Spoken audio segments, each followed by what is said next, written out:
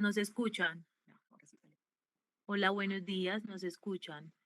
Sí, Sí, Bueno, sí, muy buenos días, ¿se escucha bien? vamos a presentar, compartir listo. la presentación. Muchas gracias. Estamos teniendo problemas con el micrófono, pero ya lo logramos cuadrar. Vamos ya a compartir para dar inicio. Permitir.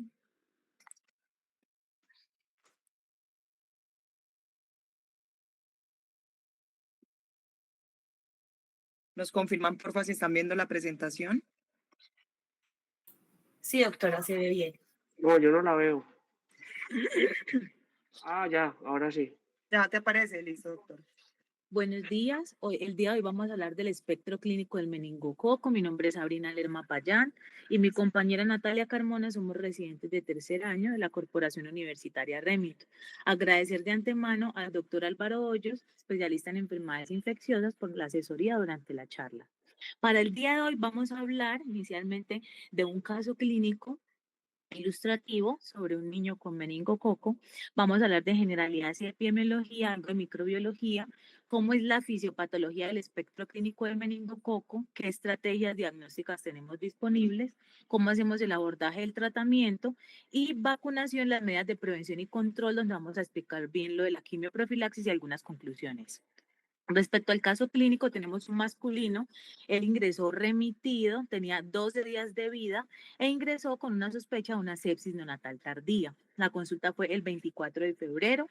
Como antecedentes tenemos perinatales, hijo de una madre con diabetes gestacional, el tamizaje infeccioso fue negativo, tuvo una gestación, pues acudió a los controles prenatales, fue un parto vértice espontáneo, tuvo una adaptación neonatal espontánea y el Apgar fue de 10 de 10. La antropometría fue adecuada para la edad gestacional. Teníamos al momento de la evaluación, pues, las vacunas del nacimiento y ningún antecedente patológico quirúrgico alérgico reportado.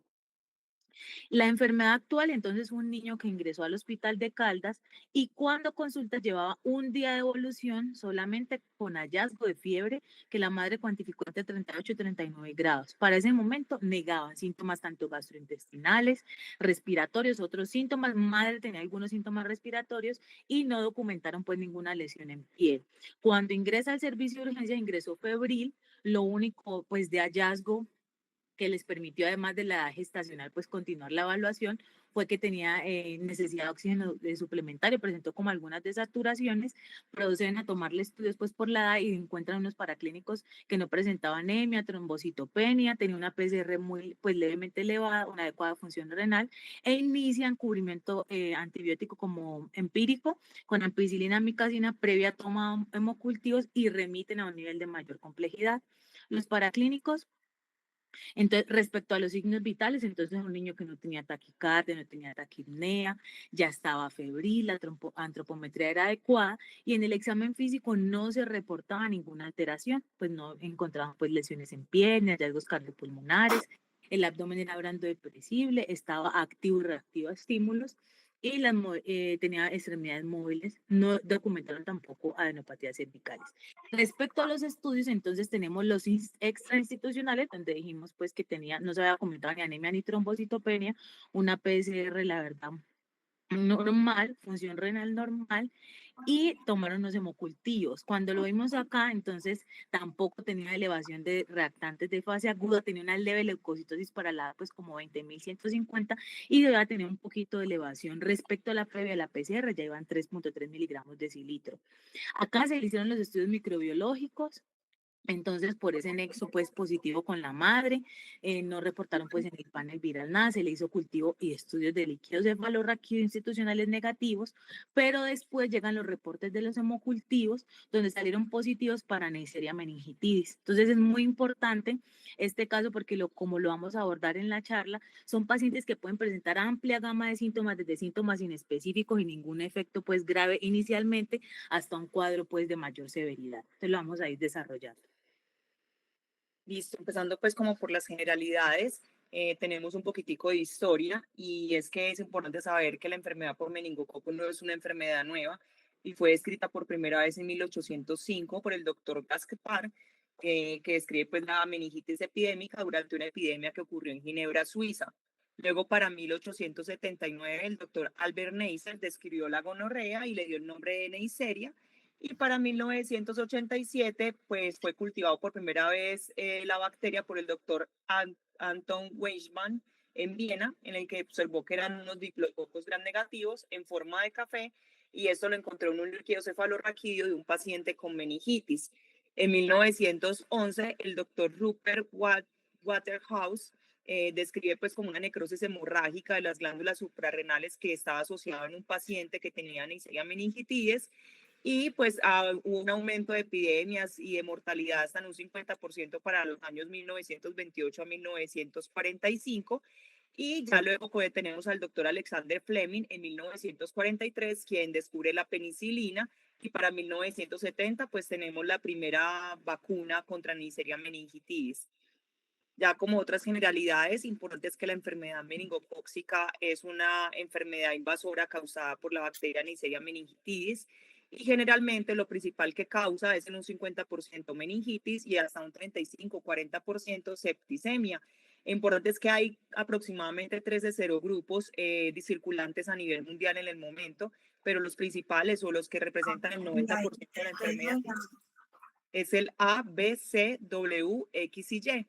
Y importante es que la incidencia siempre ha sido variable, más o menos entre 10 a 25 por cada 100.000 personas al año, y representa aproximadamente 1.200.000 casos de enfermedad meningocócica invasora a nivel mundial.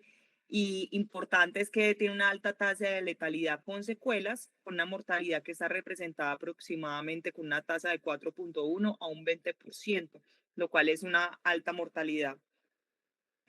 Mayor, también importante es que tenemos unas poblaciones de mayor riesgo para la enfermedad. Entonces tenemos a los lactantes menor de un mes, de un año, y eso es debido pues a la disminución de los anticuerpos maternos que tienen en sus primeros años de vida, mientras empieza a madurar pues su inmunidad humoral, y presentan luego un segundo pico más o menos en los adolescentes, y esto es por una alta tasa de colonización nasofaringea que es mucho más elevada en ellos y también en los adultos jóvenes. También es importante que esta enfermedad es una enfermedad que está asociada más que todo a los países en vía de desarrollo, al hacinamiento, a la pobreza económica. Entonces, por eso encontramos mayor incidencia en países en vía de desarrollo, mientras que vemos una menor incidencia, como pueden ver acá, en América del Norte y en Europa.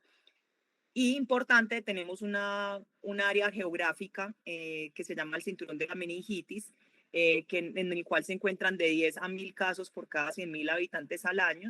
Y aproximadamente, pues a nivel mundial, el 10% de la población está colonizada por Neisseria meningitidis. Y ahí causa pues como una gran importancia evaluar estos entornos institucionales donde hay gran hacinamiento, como los dormitorios universitarios, cuarteles militares, niños bajo protección del sistema infantil, porque esta colonización puede aumentar hasta un 50%. Entonces, hablando del cinturón de la meningitis, esta es una región que se encuentra en el África subsahariana, que va desde Senegal hasta más o menos Kenia y Etiopía, que experimentan epidemias de meningitis meningocócica pues bastante cíclicas. Y en esta pues podemos encontrar unos altos niveles de esta enfermedad. Por ejemplo, para 1988 y 1997 había 704.000 casos de meningitis y más de 100.000 muertes reportadas en esta área geográfica. Y en 1996 más de 200.000 casos y más de 20.000 muertes causadas por esta enfermedad.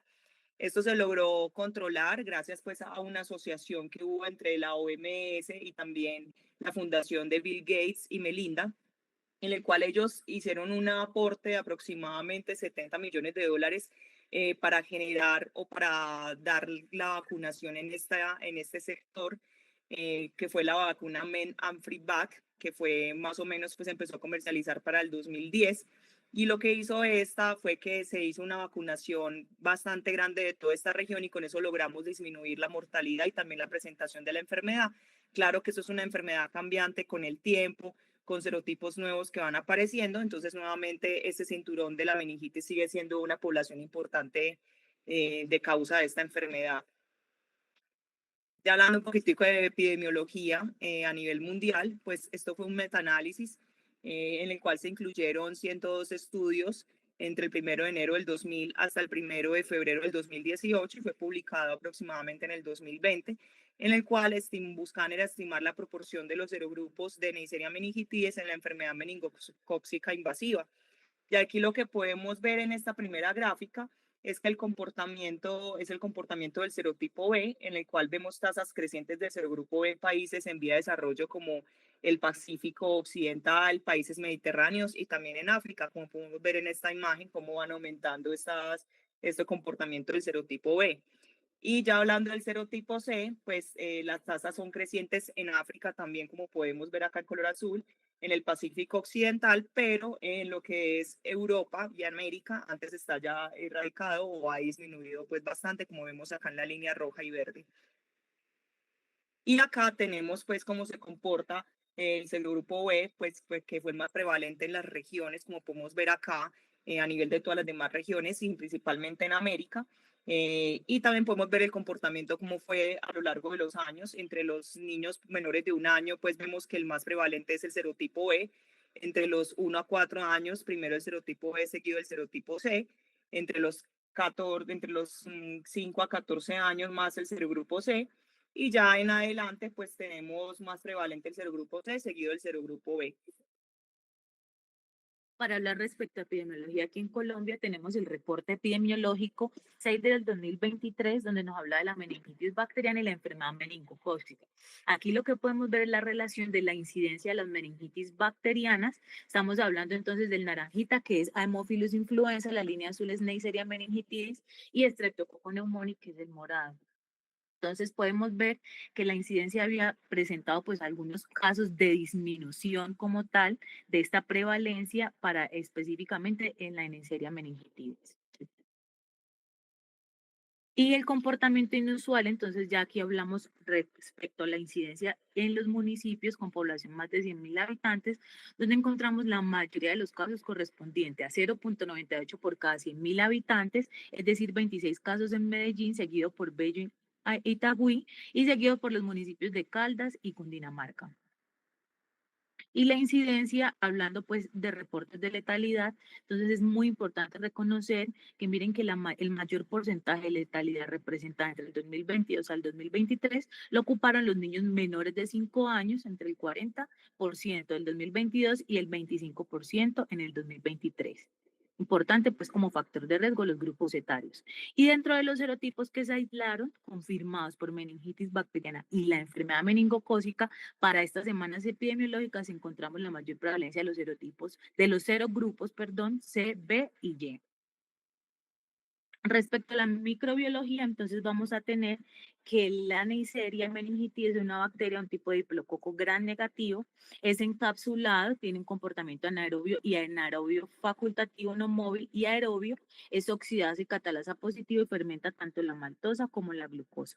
Tiene un crecimiento in vitro en agar Target Martin y es importante definir que podemos tener colonización asintomática en las vías respiratorias y que el único reservorio es el ser humano. También podemos encontrar que puede aparecer betamólisis luego de 48 horas de incubación.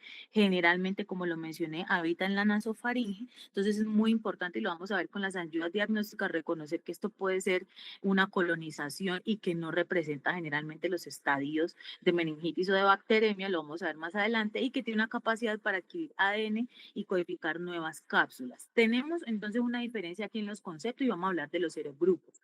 Los serogrupos van a estar basados en la cápsula de los polisacáridos y como lo hemos descrito, entonces es el A, el B, C, Y, X y W.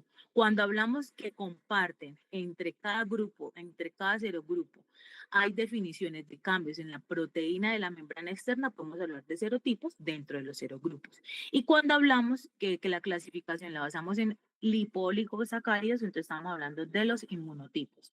El serogrupo A es mayor incidencia de la enfermedad a nivel mundial.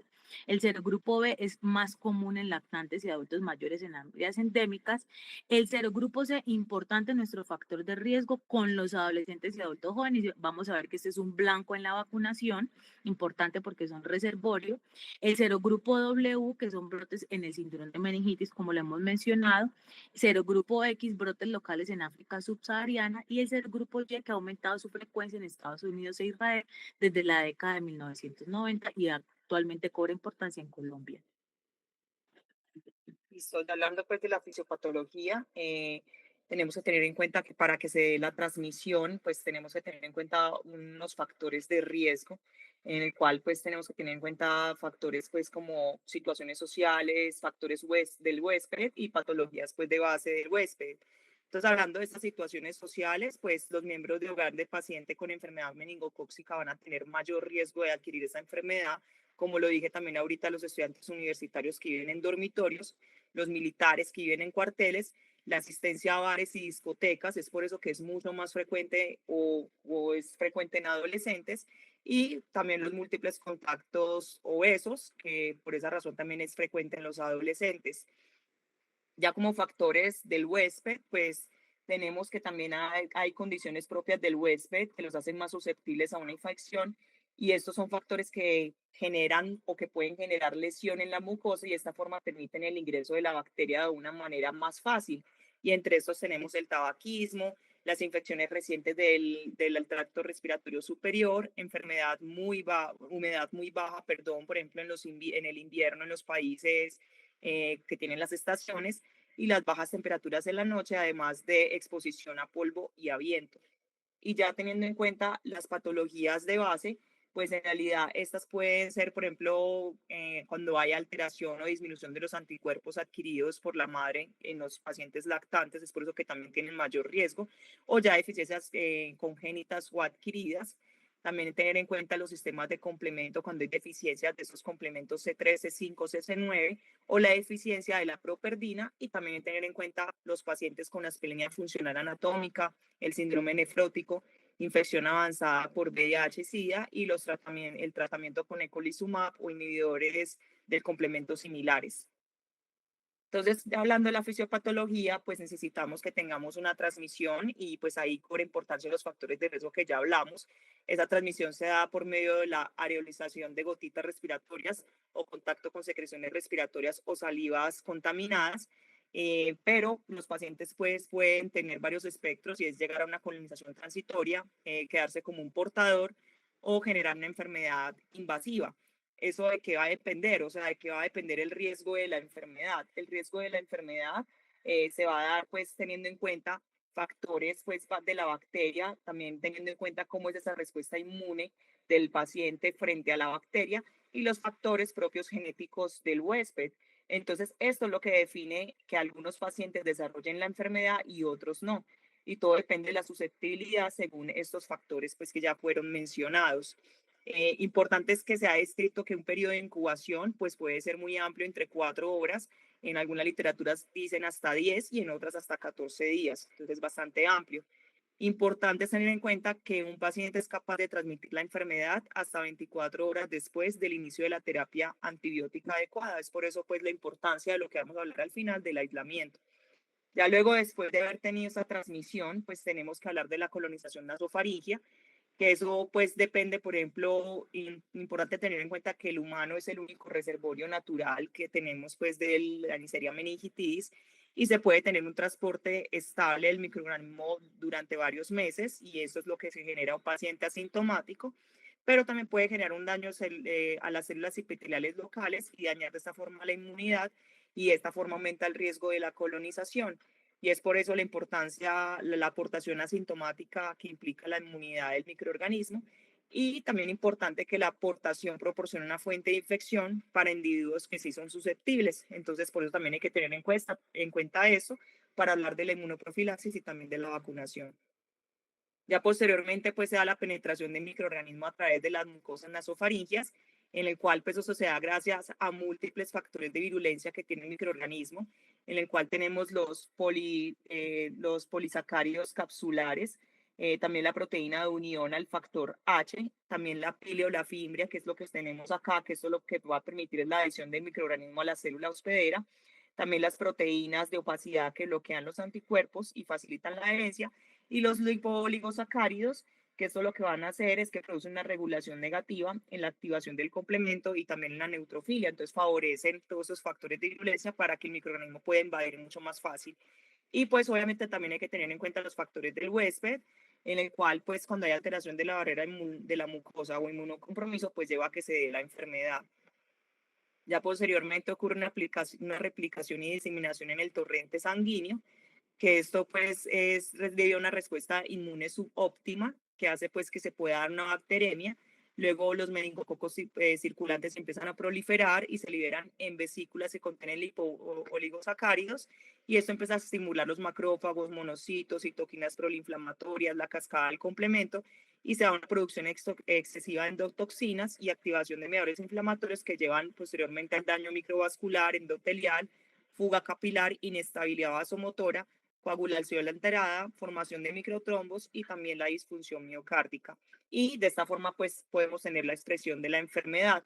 En la expresión de la enfermedad es importante tener en cuenta que las características clínicas de la meningococcemia van a depender mucho de la carga bacteriana con la que contamos. Entonces, por ejemplo, en un nivel bajo de bacteremia, es probable que esto se asocie a una colonización vascular limitada y a pocas lesiones purpúricas. Y algunas colonias pueden traspasar la barrera hematoencefálica y proliferarse hacia el sistema nervioso central, por lo que pocas colonias o bacteremia baja pueden ser suficientes para producir una meningitis. Pero si por el contrario tenemos un nivel alto de bacteremia, se asocia con importante colonización de los vasos sanguíneos periféricos, como vemos en la imagen, lo que resulta en una fuga capilar rápida y fuerte, y eso es lo que explica por qué esos pacientes pueden presentar un deterioro rápido con shock. Entonces, importante es que la enfermedad invasiva ocurre en ausencia de una respuesta inmune y humoral protectora, que es lo que esperamos para que se dé la expresión de la enfermedad. Y para hablar de los mecanismos de lesión, entonces miren la amplia gama que tenemos de afectación del meningococo. Entonces, generalmente puede ocupar entre el 50% la afección del sistema nervioso central, con aumento de la presión intracraneal.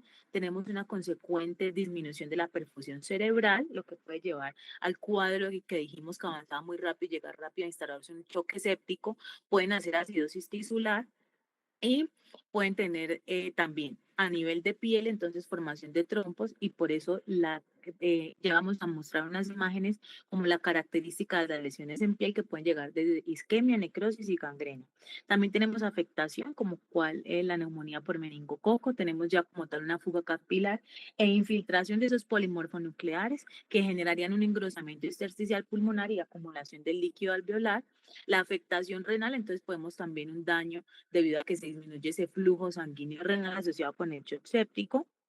A nivel gastrointestinal, puede tener también formación de trombos por allá en la vasculatura gástrica mesentérica, lo que generaría secundario pues una disminución del flujo sanguíneo esplácnico y una lesión vascular que generalmente puede configurarse con infarto, hemorragia, una insuficiencia suprarrenal y el síndrome de Waterhouse-Friedrich-Heinzen, que es una complicación cuando ya tenemos un estadio de meningococcemia y se puede asociar a coagulación intravascular diseminada, los infartos suprarrenales, shock séptico, el paciente hipotenso, y pueden tener una presentación variable de las lesiones petequiales que no son tan extensas como lo es normalmente cuando tenemos solamente la meningococcemia. Tenemos entonces la enfermedad meningocócica invasiva y tenemos dos espectros grandes. Entonces tenemos la meningitis que aunque presenta menor mortalidad, tiene un mayor efecto o riesgo de secuelas neurológicas y los cuadros sépticos que corresponden a una mortalidad más elevada del 40% con una secuela entre el 10 al 20%. Cuando hablamos de meningitis, entonces del 37 al 50% de los casos, cuando tenemos meningococcemia con meningitis del 7 al 12% de los casos, la meningococcemia que no llegan a instaurar un choque del 18 al 33% y los casos más graves serían meningococcemia fulminante con choque del 10 al 18%. Es mucho más raro encontrar cuadros aislados solamente de neumonía, artritis séptica, pericarditis, conjuntivitis y síntomas gastrointestinales que se van a configurar dependiendo del factor de riesgo del paciente. Y la clínica, entonces vamos a ir desde síntomas inespecíficos, entonces, por ejemplo, dolor abdominal, náusea, vómito, pueden tener solamente fiebre, como lo vimos en el caso clínico, podrían tener o no taquipnea, y ya síntomas más específicos, entonces que podrán tener la púrpura, el rash, por ejemplo, deterioro pues de su escala neurológica y estadios de choque. Hasta los síntomas específicos de meningitis en niños, digamos ya escolares o adolescentes, que puedan referir ya dolor de cabeza, fotofobia, algunos pueden configurar convulsiones y deterioro neurológico rápido hasta el 30%. Los síntomas pueden empezar desde 4 horas hasta 14 días. 4 horas con síntomas inespecíficos pueden tener después de 12 horas de instauración del cuadro ya signos cutáneos y después de 15 horas progresa rápidamente hacia convulsiones, pérdida de la conciencia y la muerte. Importante que en todo niño no debemos descartar en las primeras 4 o 6 horas niños que tengan síntomas específicos que pudiera tratarse de un meningococo. En la clínica aquí vemos las lesiones, pudieran o no estar presente, como vemos en la imagen, en una enfermedad avanzada, este tipo de lesiones que son petequiales y entre el 40 al 70% podrían progresar a partir de síntomas inespecíficos. La púrpura fulminante entre el 15 al 25%, como lo vemos en la imagen, que es muy representativa, importante detectarlo y cuando los casos van pues avanzando con una progresión rápida. Listo, hablando de las estrategias del diagnóstico, importante es que el diagnóstico es basado en la sospecha clínica de la enfermedad meningocócica, en la cual se busca la confirmación del laboratorio de la Neisseria meningitidis invasora. Entonces tenemos como estándar de oro el aislamiento de este microorganismo y cultivo de líquido corporal que sea normalmente estéril. Y pues en esto principalmente utilizamos el cultivo de sangre, líquido cefalorraquídeo, pero también de lesiones en piel. Importante es que los hemocultivos son positivos en el 50% de los casos que no han iniciado antibiótico, pero únicamente son positivos hasta un 5% cuando se toman las muestras después de haber iniciado antibiótico. Se recomienda la toma de 2 hemocultivos, anaerobio y aerobio, y con el antibiótico es importante saber que los hemocultivos se esterilizan alrededor de las 6 horas. Pero igual el mensaje con esta enfermedad es no retrasar la administración de antibióticos más allá de 45 minutos, independiente si no se ha podido tomar estas muestras. Siempre prima iniciar el antibiótico. Y también podemos utilizar el cultivo de lesiones en piel, que pueden ser positivas hasta en un 80%. Y ya otras pruebas de confirmación que con las que contamos, pues tenemos la reacción de cadena de polimerasa, el film Array, en el cual se podemos encontrar una detección mayor al 90% en líquido cefalorraquídeo y sangre, y también la tinción Gram o coloración Gram de sangre, líquido cefalorraquídeo y otras muestras. Aquí tenemos un estudio, que es un artículo pues, que fue publicado ya hace bastante tiempo, en el 2006, pero es muy representativo y muy importante porque nos muestra esa utilidad de la reacción de cadena de polimerasa en pacientes con enfermedad meningocócica invasiva. En este estudio se utilizaron 37 pacientes en el que se encontraron resultados positivos de reacción de cadena de polimerasa en sangre y en líquido cefalorraquídeo, y lo que buscaron era mirar ese PCR, los cultivos y por medio de hemaglutinación látex, cómo se comportaban posterior al inicio del antibiótico versus antes del inicio de la terapia antibiótica. Entonces, ¿qué podemos encontrar en este estudio? Como pueden ver acá en la imagen, se puede observar que la reacción de cadena de polimerasa siguió presentando una importante positividad, incluso en los pacientes que empezaron, que se les tomaron las muestras después del inicio de los antibióticos, en comparación al cultivo, en el cual sí disminuyó bastante pues, su positividad. Eh, entonces, con esto lo que podemos deducir es que la PCR es muy útil en pacientes que recibieron terapia antibiótica previa a la toma de la muestra. Esto nos puede ayudar mucho en el diagnóstico. Y también importante, o como una otra conclusión de ese estudio, es que la hemoglutinación de látex pues, presenta una baja sensibilidad y especificidad, y tampoco pues, nos sirve mucho porque no nos logra identificar serogrupos. Ya hablando de los estudios del líquido cefalorraquídeo, importante es que la punción lumbar es la herramienta diagnóstica definitiva para saber si un paciente cuenta con meningitis por Neisseria, y está indicado tomar la punción lumbar en todo paciente con sospecha de enfermedad meningocócica invasora. Y pues en estos pues lo podríamos encontrar alteraciones como una alta presión de apertura, glucosa baja, hiperproteinorragia, pleocitosis. A nivel de la tinción del Gram podemos encontrar los diplococos gram negativos. También podemos hacer el cultivo para líquido cefalorraquídeo, que es buscar pues si está positivo, y también la PCR, que puede estar positiva pues para Neisseria meningitidis. Importante es que, como lo dije ahorita, puede estar positiva hasta 7 días después, posterior al inicio de la terapia antibiótica. Entonces, es una herramienta muy importante en estos pacientes que no logramos tomar las muestras antes del inicio de antibiótico. Y otros cultivos que podemos utilizar, pues pueden ser cultivos de las petequias, de las lesiones purpúricas, del líquido sinovial o de otros, pues, áreas estériles. Pero estos son positivos, pues, en algunas ocasiones. Importante es que como la Neisseria meningitidis puede ser un componente de la flora nasofaringia, su aislamiento en esta área no ayuda, pues, en el diagnóstico de la enfermedad. Y otras pruebas diagnósticas, pues tenemos la tinción Gram, también el cultivo de PCR, el aspirado de biopsia de lesiones cutáneas, que pueden identificar la enfermedad meningocócica, y las pruebas de PCR positivas en nefrotis de garganta. Importante, también podemos encontrar un recuento elevado de leucocitos con desviación en la izquierda, pero también es importante tener en cuenta que podemos encontrar los normales, todo este cuadro hemático cuando hablamos de una meningococcemia grave debido a su rápida evolución. Ya la proteína C reactiva importante no es diagnóstica y no debe utilizarse solo para determinar necesidades de antibiótico. Y también podemos encontrar otras alteraciones en el equilibrio electrolítico y en el estado ácido básico. Cuando estamos hablando de las definiciones de caso para enfermedad meningocócica invasiva, es importante hacer estas diferencias. Entonces, hablamos de un caso confirmado cuando yo ya tengo esa detección mediante el ácido nucleico de la Neisseria meningitis, que la podemos encontrar en estudios en líquidos estériles, entonces en sangre o en líquido cefalorraquídeo, usando la reacción o el ensayo de reacción de cadena de polimerasa o el aislamiento de la Neisseria de un cultivo que es normalmente estéril o de las lesiones purpúricas. Un caso probable sería la detección ya como tal, pero antigénica de la Neisseria, generalmente por inmunohistoquímica o cuando hacemos aglutinación por látex en el líquido cefalorraquídeo.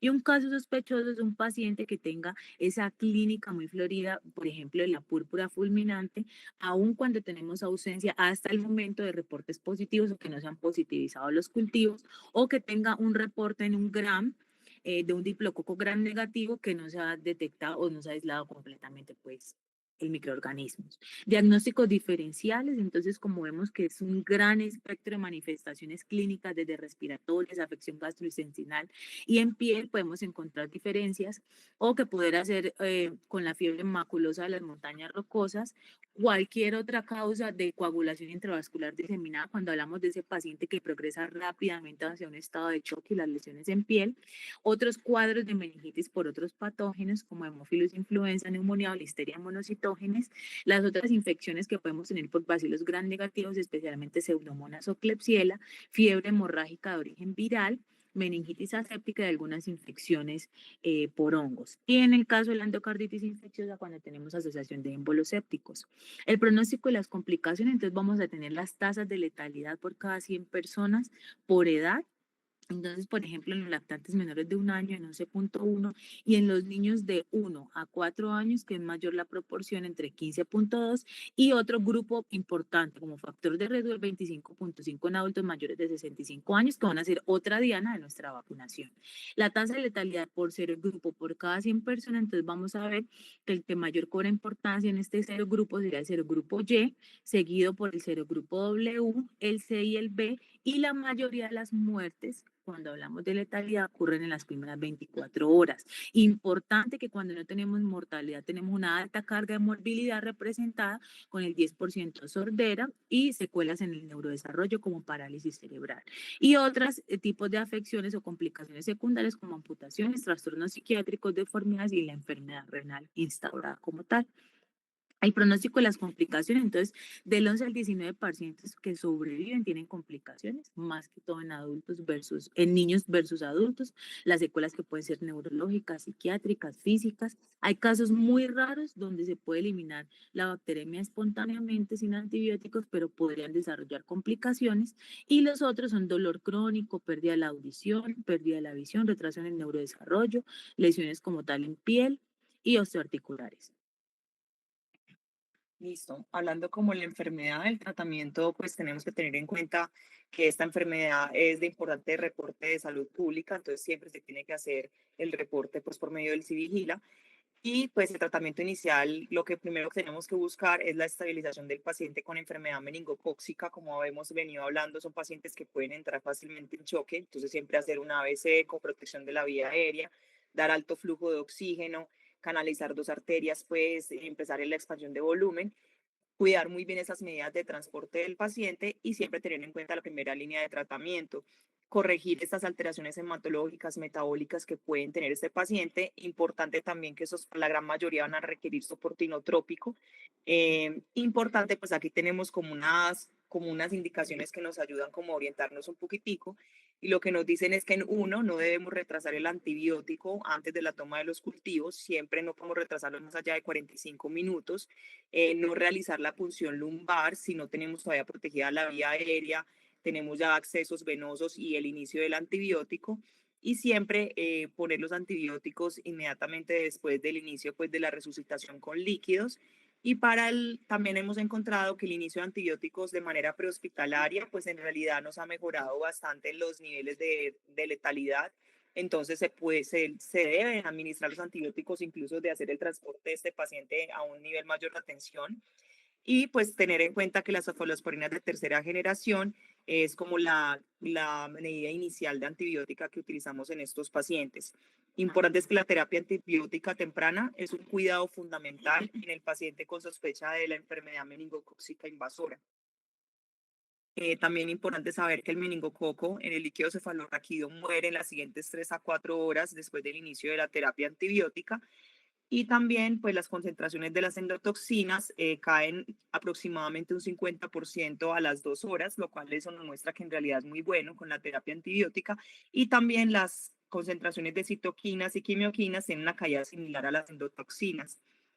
Y esto sería el tratamiento antibiótico empírico. Entonces, ante la sospecha de la enfermedad meningocócica, todos debemos empezar con un tratamiento empírico, como lo hemos mencionado, y no retrasar su administración. Esta es una tabla realizada a partir de directrices del Ministerio de Salud y Protección Social aquí en Colombia en el 2018, donde uno debe prevalecer la selección de un antibiótico que sea bactericida y que tenga una buena penetrancia en la barrera hematoencefálica. Estas son las dosis ajustadas y de acuerdo pues a nuestro grupo etario.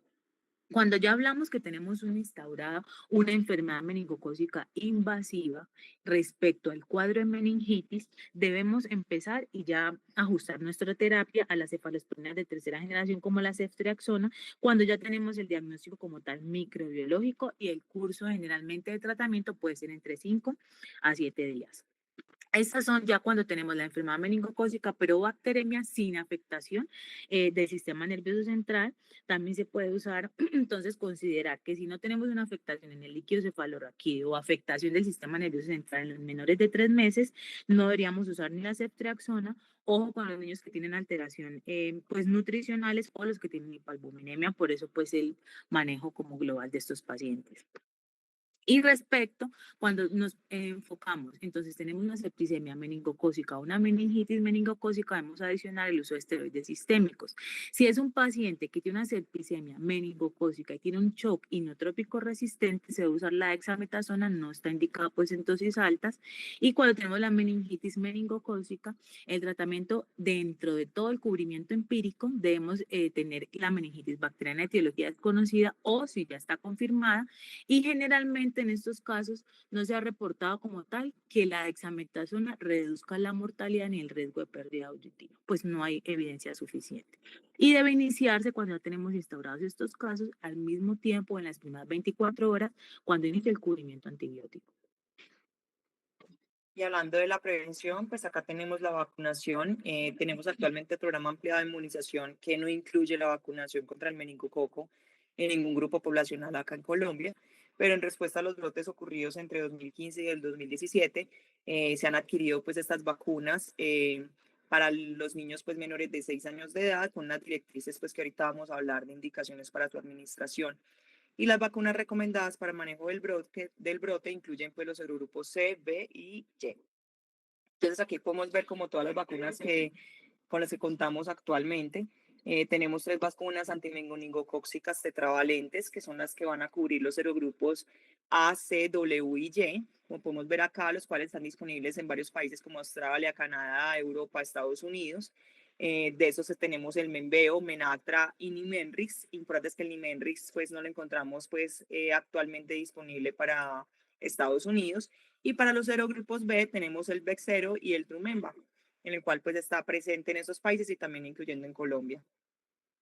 Ya hablando pues como de estas vacunas un poquitico más, pues tenemos la vacuna meningocócica para estos grupos, serogrupos A, C, W y Y, en el cual tenemos Menactra y Menveo, que importante es que no están recomendadas su administración de rutina, sino los pacientes que vamos a ver con riesgo alto, que sí se deben administrar, de lo contrario no está indicado.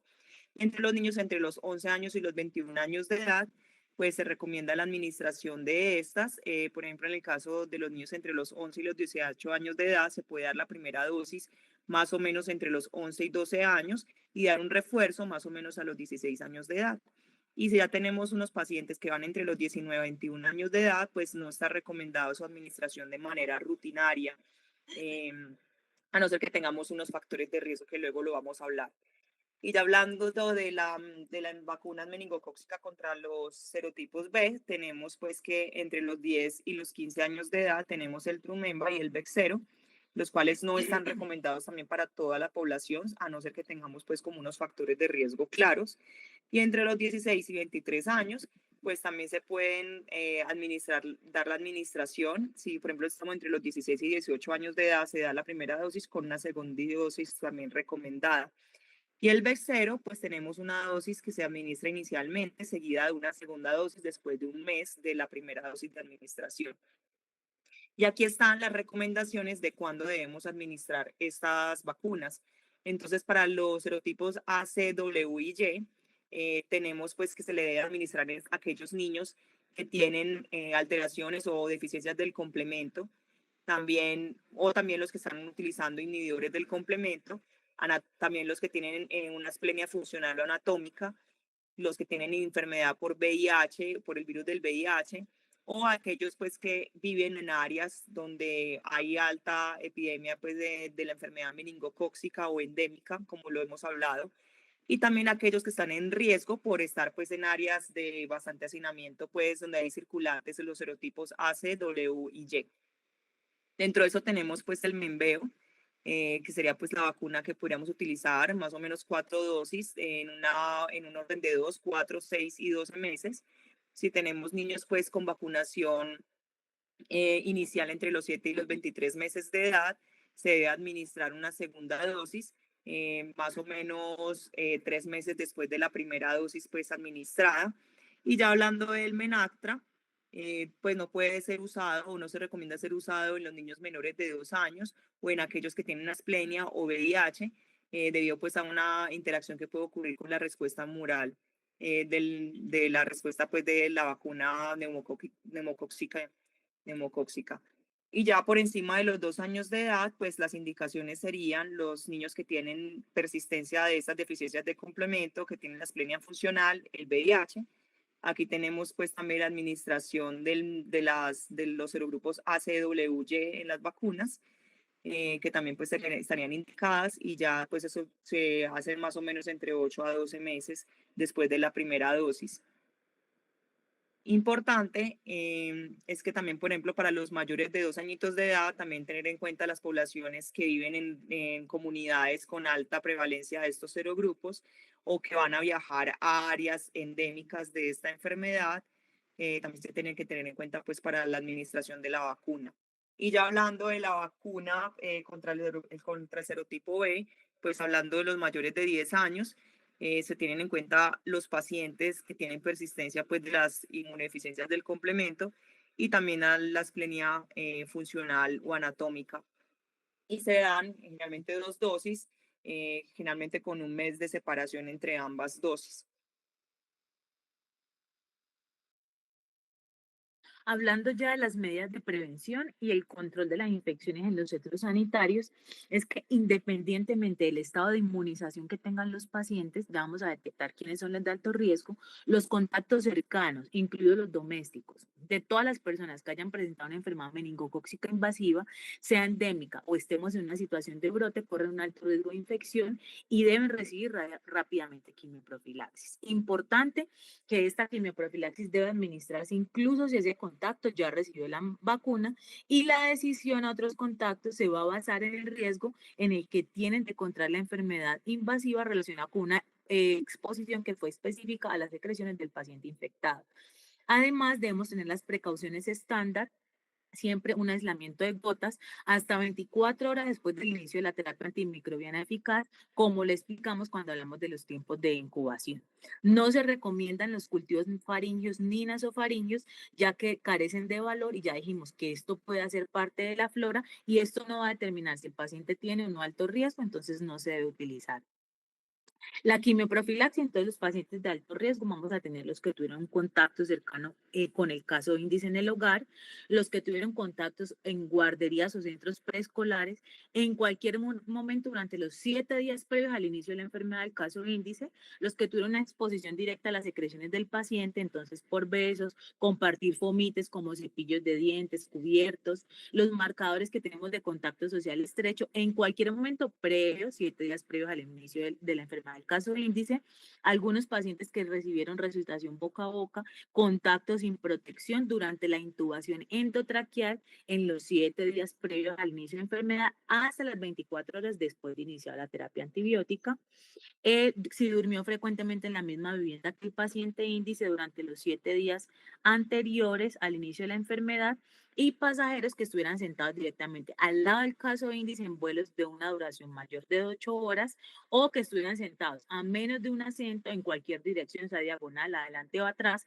con un caso índice si el caso índice presentó vómitos o tusió durante el vuelo. Otro caso importante de resaltar son aquellos pacientes que tienen inmunizaciones durante el tratamiento con ecolizumab. Es muy importante porque estos pacientes al tener estos inhibidores del complemento o terapias con anticuerpos monoclonales que van a bloquear ese C5, van a tener un riesgo sustancialmente mayor de enfermedad meningocócica. Incluso estos pacientes cuando se consideran que tienen un alto riesgo, tuvieron algún contacto estrecho con algún paciente que lo presentó, deberían recibir. Entonces, ya independientemente si recibieron las vacunas, deben recibir la quimioprofilaxis y adicional deben recibir tratamiento o como un espectro pues profiláctico con penicilina o amoxicilina. Pacientes de bajo riesgo, entonces contactos casuales que no tuvieron antecedentes ni de exposición directa a las secreciones del paciente, sea en la escuela o sea en el trabajo, un contacto indirecto, entonces es el paciente que tuvo contacto con un contacto de alto riesgo, pero no tuvo un contacto directo con el caso índice. Y todo el personal sanitario que no haya tenido exposición directa a las secreciones orales del paciente. Y en brotes, entonces, son pacientes que reciben quimioprofilaxis, que no sean pacientes de alto riesgo y que solamente debe administrarse previa consulta con las autoridades. O sea que en estos casos vamos a individualizar pues todo.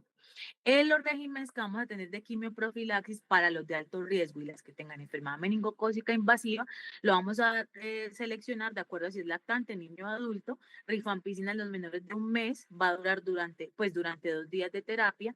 Las ceftriaxona se pueden en una dosis única por vía intramuscular y ciprofloxacino mayores de un mes en los que son también en dosis única y la citromicina. Ojo, también tener en cuenta que importante seleccionar nuestros casos y muy importante el antibiograma para saber si tenemos cepas resistentes a ciprofloxacina y poder dirigir bien la terapia de la quimioprofilaxis. No se recomienda la profilaxis de rutina al personal, ya lo dijimos, a menos que haya tenido una exposición íntima a secreciones, que haya hecho la intubación orotraqueal sin protección, que haya recibido resucitación boca a boca y esto 24 horas después de iniciarse la terapia.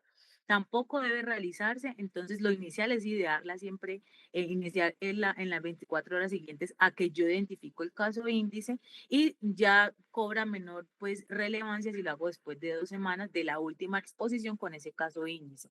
Y si voy a utilizar agentes antimicrobianos que sean diferentes a las cefalosporinas, entonces que cada uno pues va a erradicar el estado de portador, entonces el tratamiento, ese paciente antes de irse a casa, después de recibir el tratamiento, para la enfermedad meningocócica debe recibir una quimioprofilaxis para descartar o erradicar el estado de portador. Respecto a nuestras conclusiones, entonces ya vimos que el meningococo no es la enfermedad más prevalente, no tenemos las más altas incidencias, pero sí tenemos altos riesgos de morbilidad cuando se presenta y secuelas. Entonces, una enfermedad meningocócica que es invasiva puede tener amplios espectros de manifestaciones, desde síntomas inespecíficos hasta que presente una meningitis, una septicemia y una rápida progresión a un shock séptico. Es un desarrollo de una enfermedad meningocócica, puede estar asociado a las situaciones sociales. Entonces, siempre poder detectar los factores de riesgo de ese paciente y de ese grupo familiar, los grupos de riesgo menores de 1 año y adolescentes, y esto cobra gran importancia, como lo dijimos en nuestras dianas para las vacunaciones. El curso de la enfermedad puede ser agresivo y rápido, puede tener una mortalidad del 80% si no reciben tratamiento y del 5 al 20% incluso cuando reciben tratamiento. No descartar en estos lactantes que presentan síntomas inespecíficos en las primeras 4 a 6 horas por su rápida progresión y alto riesgo pues, de complicaciones.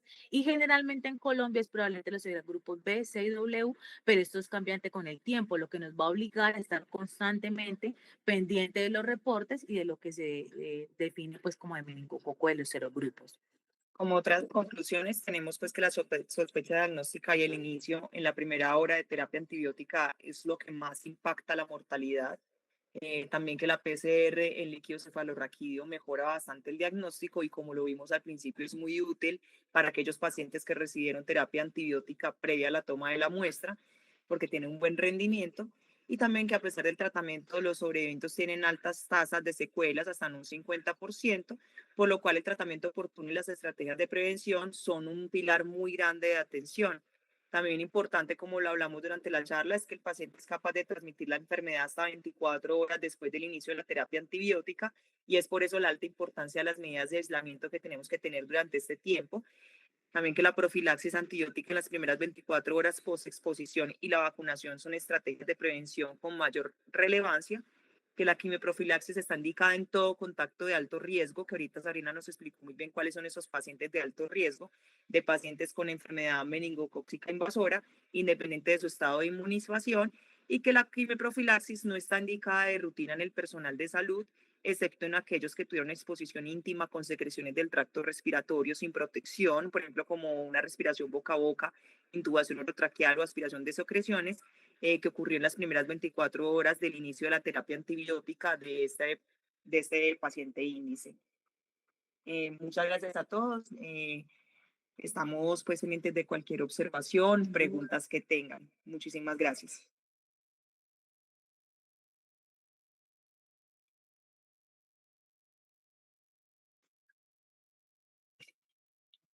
Estaría rojito. Muchas Buenos gracias. días. Buenos Gracias. días. Buenos días. Mi nombre es Gisela, doctora Sabrina, doctora Natalia, mil gracias por el abordaje que hicieron con meningococcemia.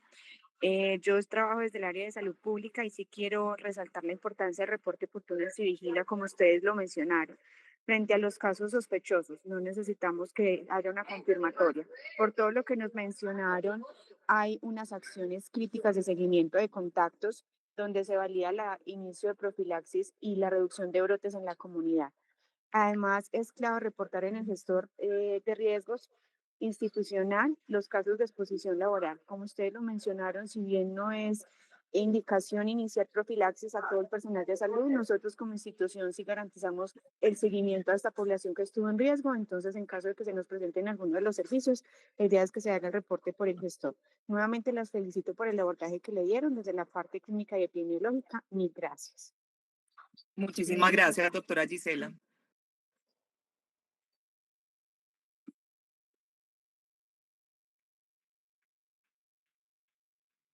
Bueno, yo ¿Algún también otro comentario? Listo. ¿quién está moderando? Perdón. Las dos. Las dos. Las dos estamos juntas en Te el escuchamos, computador. Ok. doctor. Listo. No, muchas felicitaciones. Me parece que quedó muy, muy completa la revisión. Creo que lo supieron enfocar muy bien. Yo estaba, ayer que hablé con Sabrina, pensé que, pues, que no iba a alcanzar el tiempo, pero finalmente lo lograron completar en 50 minutos aproximadamente, pero abordaron todo el tema y los puntos más importantes los resaltaron muy bien y los revisaron muy bien. Yo las felicito realmente. Creo que fue muy, muy buena y muy completa la revisión. Yo Muchas gracias. quiero aclarar de pronto tres o cuatro cositas. Voy a empezar por la clínica. Eh, en los brotes de meningococo de Cartagena, por ejemplo, una de las características clínicas más particulares es el dolor abdominal y la diarrea. Eso es muy, muy característico relacionado principalmente con el serogrupo C, que es el que ha estado causando epidemias esporádicas en Cartagena ya hace unos varios años. Bueno, lo segundo es de la vacunación. Recuerden que no, quiero aclarar que no tengo ningún vínculo con ningún laboratorio o casa comercial, pero con Nimenrix, que es una vacuna que tenemos disponible desde las 6 semanas de vida, se puede aplicar. Tiene ciertas ventajas con respecto a Menactra y a Menveo, por ejemplo, que para mayores de 1 año para las otras son 2 dosis, con Inmenrix solo sería 1 dosis. Esa es una diferencia grande, pues porque es un costo menor. Eh, eh, la tercera cosita que quisiera aclarar es que cuando nosotros implementamos terapia antibiótica con una cefalosporina de tercera generación como terapia empírica, inicialmente pues uno no sabe qué tipo de microorganismo es el causante del choque séptico o de la meningitis. Recordar que la ceftriaxona o la cefotaxima son supremamente efectivas, pero además erradican el estado portador. Es decir, en 24 horas de ceftriaxona o de cefotaxima es suficiente no solamente para comenzar a tratar la infección, sino para erradicar el estado portador. ¿Qué quiere decir esto? Que los pacientes que recibieron ceftriaxona o cefotaxima en un principio no necesitan terapia de decolonización o de estado portador posteriormente al tratamiento, como con rifampicina o acitromicina o ciprofloxacina, o inclusive pues una dosis única de ceftriaxona no sería necesario. Eso es importante aclararlo porque pues con 24 horas es suficiente para erradicar el estado portador. Y otra cosita que les iba a decir, que estaba aquí pensando que de pronto habría que aclararlo. Bueno, bueno, los pacientes con eculizumab. Este anticuerpo monoclonal que se utiliza para los casos de síndrome hemolítico urémico, son de todos los individuos, son los que tienen el mayor riesgo, como lo resaltó Sabrina. Es extremadamente alto el riesgo de infección invasora por meningococo. Tanto es así que a pesar de que tengan dosis aplicadas de vacunas, tanto para los 4 serogrupos como para el serogrupo B, estos individuos, el riesgo es tan alto que de todas maneras deben recibir profilaxis permanente con amoxicilina. Y en caso de exposición, pues ellos ya están recibiendo la profilaxis, pero se consideran particularmente de mucho riesgo. Yo creo que, yo creo que ya. De pronto, si me acuerdo de otra cosita, les digo, pero de nuevo, pues muchas felicitaciones, que creo que quedó muy bien revisado el tema. Muchas gracias. Gracias, doctor. Muchas gracias, doctor. ¿Alguien más que nos tenga alguna observación o duda? Doctora, no, muchísimas gracias. Muy pertinente y muy completa la revisión. Queda grabada también para que podamos compartir a los que no se pudieron conectar. Muchísimas gracias. Ay, Muchas gracias. por la asistencia. Hola, la doctora Alexandra tiene unas consideraciones. Listo. Adelante. Hola, buenos días, ¿cómo están? Bien, gracias, doctor. Bien, gracias. Bueno, sí, bueno, muy bien. Solo una intervención pequeñita, yo sé que ya hay que terminar. Bueno, primero que todo, me gustó muchísimo la revisión, excelente. Las felicito a los residentes que estuvieron al frente de esta revisión. Hicieron una muy buena presentación. Entonces, felicitaciones. Bueno, unos punticos solo para resaltar. Nosotros cada vez más vemos las manifestaciones tan diferentes de meningococo. Miren el caso que ustedes presentaron hoy. Cuando ayer hablaba con el profe Álvaro, cuando yo era fellow de infecto del CES, que rotaba con el profe Álvaro, también tuvimos un caso acá en la clínica Sommer, que él me lo pasó para yo presentarlo en mi programa de infectología, donde también era un paciente con enfermedad por meningococo, pero a nivel pulmonar, una neumonía por meningococo. Si no estoy mal, era el serogrupo Y. Entonces, ahí podemos observar que se aisló ese meningococo de la secreción orotraqueal en el momento en que lo intubaron, le tomaron la muestra de secreción y creció meningococo. Entonces, allí podemos ver las diferentes manifestaciones. Meningococo es un germen impredecible que incluso puede que se manifieste aunque no haya brotes, casos esporádicos en una misma ciudad o una misma localidad sin tener como esa línea del brote, incluso en pacientes sin factores de riesgo, pacientes previamente sanos, tanto en niños como en adultos.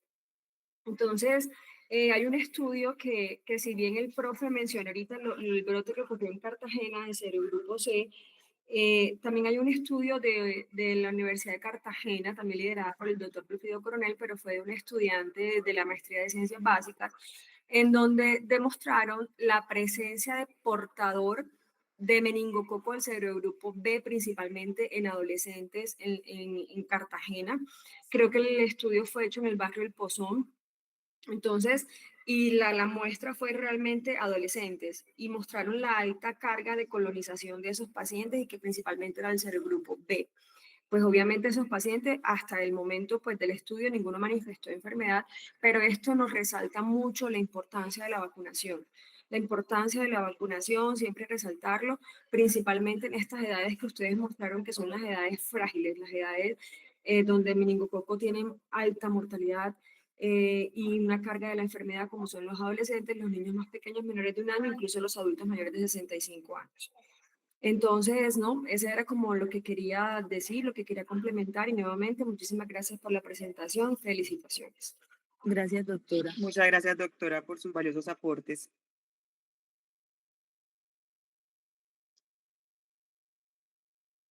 ¿Algún otro comentario más o duda? Había otra manito levantada. Sergio Bedoya.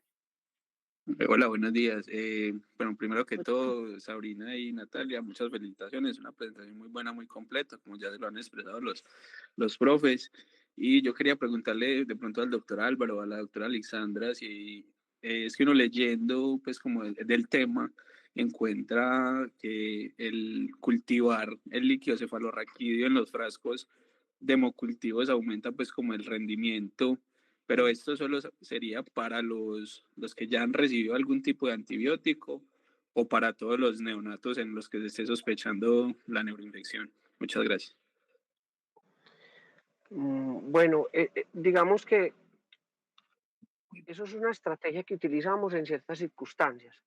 Por ejemplo, en los que están parcialmente tratados, los que ya vienen con antibióticos. De rutina, el líquido cefalorraquídeo no se siembra en botella de hemocultivos. Sin embargo, sí lo hemos utilizado en algunos casos, pues porque queremos aumentar el rendimiento, ya que la botella de hemocultivo, el medio de cultivo como tal, es altamente sensible a muchos microorganismos difíciles de aislar. El laboratorio de microbiología de la clínica Sommer, por protocolo, dentro del grupo de microbiólogos, ellos usualmente sí siembran el líquido cefalorraquídeo, una parte en cultivos tradicionales y una parte en botella de hemocultivo. Lo hacen ellos de forma rutinaria, pero no porque nosotros lo ordenemos. Sin embargo, uno como clínico, uno sí puede decirle al pediatra que va a hacer la punción lumbar que aproveche esa punción lumbar y le inocule parte del líquido cefalorraquídeo, parte de la muestra en botella de cultivo, pero en ciertas circunstancias, no de manera rutinaria. Yo creo que lo hemos usado, de pronto están familiarizados con el caso de la cándida que tenemos ahora en neonatos. Si mal no recuerdo, no sé si es la cama 15 o la cama 11, en una niña que sospechamos infección invasora por cándida con meningoencefalitis. En ese caso, dada la sospecha clínica tan alta y lo difícil que es aislar cándida, decidimos parte del líquido cefalorraquídeo sembrarlo en botella y efectivamente fue el único cultivo que nos dio positivo para cándida, fue ese. Pero yo creo que, doctor Sergio, depende de las circunstancias. Si uno quiere aumentar el rendimiento diagnóstico porque el paciente ya fue toreado con antibióticos, yo creo que no habría ningún problema en ordenar ese estudio adicional. Pero yo creo que de manera rutinaria no lo hacemos. Muchas gracias, doctor. Sí, de acuerdo, profe. Sergio, también, por ejemplo, mira que acá tenemos un paciente que es un paciente oncológico que tiene una ventriculitis por pantoea. Ese paciente recibió 21 días de cefepime, pero luego el paciente clínicamente empezó nuevamente a deteriorarse y creció otro germen de ese líquido cefalorraquídeo, pero también utilizamos la estrategia de hemocultivar ese líquido y realmente ahí fue donde se obtuvo el crecimiento, a pesar de que ya tenía ya casi las 3 semanas con cefepime. Entonces ese también sería como un escenario en donde uno pensaría para mayor rendimiento microbiológico hemocultivar el líquido cefalorraquídeo. Muchas gracias, doctora.